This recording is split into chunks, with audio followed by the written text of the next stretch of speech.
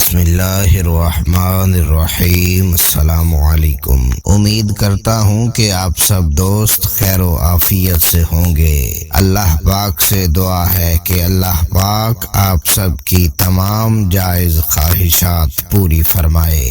ناظرین، مرنے کے بعد روح کیسے پکارتی ہے؟ میت کو سب سے زیادہ درد کب ہوتا ہے؟ مرنے کے بعد کا منظر کیسا ہوتا ہے؟ اس بارے میں نبی پاک صلی اللہ علیہ وسلم کا فرمان جاننے کے لیے ویڈیو کو آخر تک ضرور دیکھیے گا۔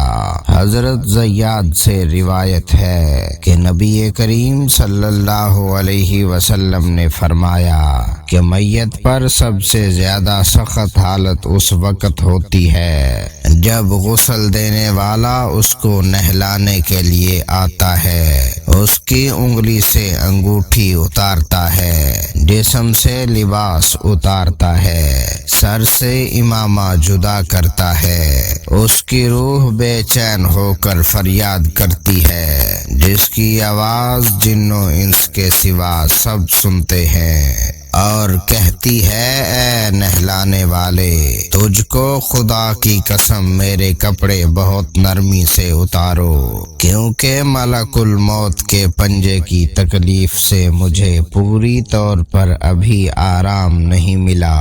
پھر جب اس کو تختے پر لٹا کر اس پر پانی ڈالا جاتا ہے تو روح چلاتی ہے، اے نہلانے والے، خدا کے واسطے میرے جسم کو قوت سے ہاتھ نہ لگا، کیونکہ وہ جان کنی کی سختی سے زخمی اور چور چور ہو رہا ہے۔ پھر جب نہلا کر اس کو کفناتے ہیں اور پاؤں کی طرف سے باندھ دیتے ہیں تو روح کہتی ہے اے غسل دینے والے، خدا کے لیے ابھی سر کی طرف سے میرے کفن میں گرا نہ لگا، تاکہ میری بیوی بچے اور تمام رشتہ دار دنیا میں آخری بار میری صورت دیکھ لیں، کیونکہ آج میں ان سے بچھڑ رہا ہوں اور اب قیامت تک یہ میری صورت نہیں دیکھیں گے۔ پھر جب اس کا جنازہ تیار کر کے گھر سے باہر نکالا جاتا ہے تو روح پکارتی ہے اے جنازہ اٹھانے والو، خدا کے واسطے ابھی جلدی نہ کرنا،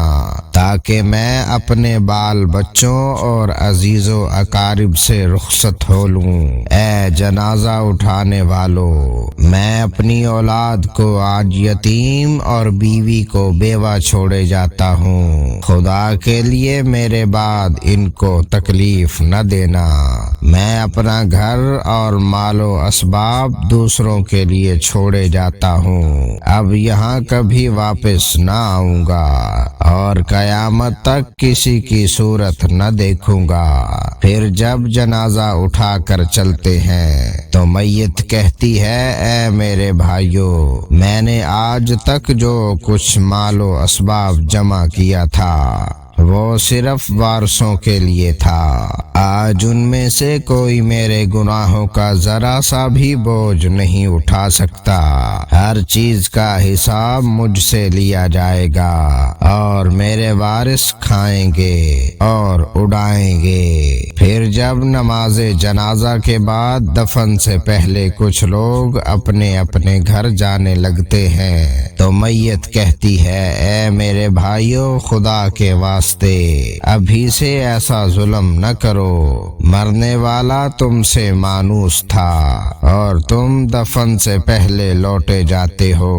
پھر جب اسے قبر میں اتارتے ہیں تو میت کہتی ہے اے میرے وارثو اور ترکہ پانے والو، میں نے جو کچھ مال جمع کیا تھا وہ سب تمہارے لیے چھوڑا، خدا کے لیے تم مجھے دعائے خیر سے بھلا نہ دینا۔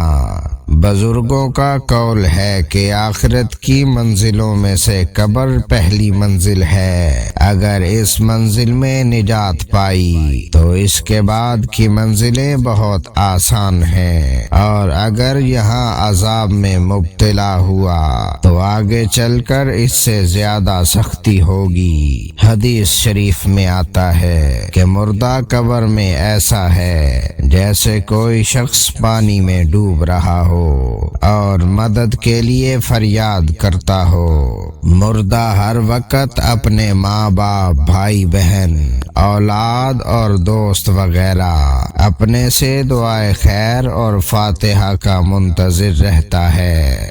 جب اس کو اس کے پسماندگان کی طرف سے کوئی تحفہ ثواب پہنچتا ہے تو وہ اس کے لیے تمام دنیا اور جو کچھ دنیا میں ہے اسے محبوب و مرغوب ہوتا ہے، اور اللہ تبارک و تعالی اس کے رشتہ داروں کی دعائیں خیر کے ثواب کو قبر والوں پر پہاڑوں کے برابر داخل فرماتا ہے۔ موت ایک دروازہ ہے جس میں سب لوگوں نے داخل ہونا ہے۔ حضرت عثمان غنی رضی اللہ تعالی عنہ جب کسی قبر پر جاتے تو اتنا روتے کہ ان کی داڑھی مبارک آنسوؤں سے تر ہو جاتی۔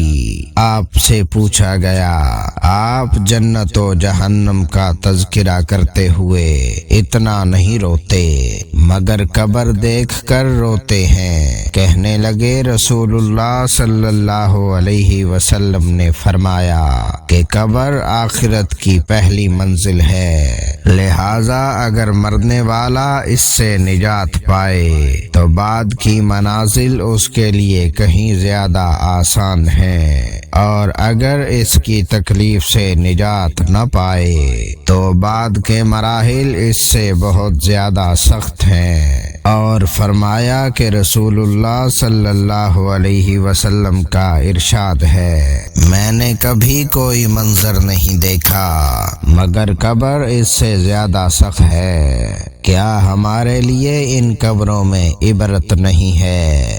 دیکھیے، مالدار، فقیر، طاقتور اور کمزور دنیا میں لوٹنے کی خواہشات چاہتے ہیں، مال جمع کرنے اور محل بنانے کے لیے نہیں بلکہ اس لیے کہ کاش ہمیں ایک نماز پڑھنے کی مہلت مل جائے، کاش ہمیں ایک دفعہ سبحان اللہ کہنے کی فرصت دے دی جائے، لیکن اب ناممکن ہے۔ اب اعمال نامے لپیٹ دیے گئے ہیں، روح جسم سے نکال لی گئی ہے، زندگی کی مہلت ختم ہے۔ اب ہر میت اپنے عمل کی مرحوم ہو کر قبر میں پڑی ہے۔ ایک حاجت مند حضرت عثمان غنی رضی اللہ تعالی عنہ کے دروازے پر غروب آفتاب کے بعد آیا۔ ابھی اس نے دستک نہ دی تھی کہ حضرت عثمان غنی رضی اللہ تعالی عنہ کی آواز اس کے کانوں میں پڑی۔ وہ اپنی اہلیہ سے شکایت کر رہے تھے کہ چراغ کی بتی موٹی ہے جو تیل زیادہ استعمال کرنے کا سبب بن رہی ہے۔ حاجت مند نے جو سنا تو وہ سوچتا ہی رہ گیا کہ وہ ایسے شخص سے حاجت پوری کرنے کی کیا توقع کرے جو تیل کے معمول سے زیادہ خرچ کرنے پر اپنی بیوی کو سرزنش کر رہا ہے۔ اس نے ارادہ کیا کہ حاجت بیان کر کے دیکھو، شاید میری کچھ امداد کر ہی دے۔ دستک سن کر حضرت عثمان غنی رضی اللہ تعالی عنہ باہر آئے۔ حاجت مند نے اپنی حاجت بیان کی اور لہجے میں زیادہ زور دیتے ہوئے کہا کہ ضرورت کچھ زیادہ ہی ہے۔ حضرت عثمان غنی رضی اللہ تعالی عنہ نے اس شخص کا ہاتھ تھاما، بستی سے باہر لے گئے جہاں آپ کا سامان تجارت بڑی تعداد میں رکھا ہوا تھا۔ فرمایا، سب تیری نظر ہے، کیا اس سے تمہاری ضرورت پوری ہو جائے گی؟ وہ شخص حیران دیکھتا رہ گیا۔ چنانچہ اس نے عرض کیا، حضرت یہ سب کچھ میری ضرورت ضرورت سے زیادہ ہے۔ امیر المؤمنین نے فرمایا مجھے خوشی ہے کہ یہ تمہاری ضرورت سے کم نہیں۔ اس شخص نے کہا اے حضرت ایک بات بتائیے، چراغ کی بتی قدرے موٹی ہو جانے پر آپ اپنی زوجہ محترمہ کو سرزنش کر رہے تھے، حالانکہ چراغ اس قدر روشنی رکھنے میں شاید صرف 1 ہی درہم کا تیل استعمال نہ ہوتا ہو تو وہ آپ کو گوارا نہ ہوا، اور یہاں ہزاروں کا سامان مجھے بلا تحمل دے رہے ہیں۔ تب آپ نے فرمایا بھائی چراغ میں تیل کا زیادہ اسراف ہے، اور زیادہ اسراف اللہ کو پسند نہیں، اور مجھے اللہ کے حضور اپنے اعمال کی فکر رہتی ہے، یہاں مجھے فکر اعمال لاحق ہے، اس لیے میں نے سرزنش کی۔ سامان تمہیں اللہ کی خوشنودی کے لیے صدقہ دیا ہے، اس پر اجر کی امید ہے، اور وہاں پر حساب کا خوف ہے۔ اللہ تعالی ہم سب کو دین کی سمجھ نصیب فرمائے۔